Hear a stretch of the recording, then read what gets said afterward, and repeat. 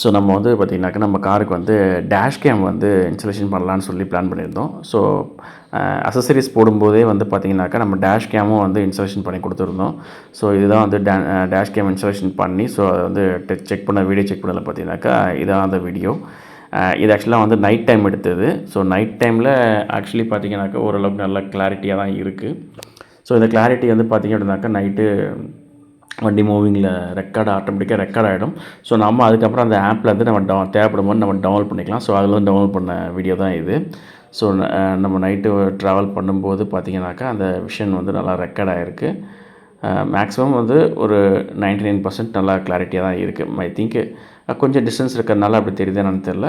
Okay, நல்லா கிளாரிட்டியாக தான் இருக்குது. ஸோ இதே வந்து டே விஷனும் இருக்குது. ஸோ டே விஷன் நம்ம வந்து வெறும்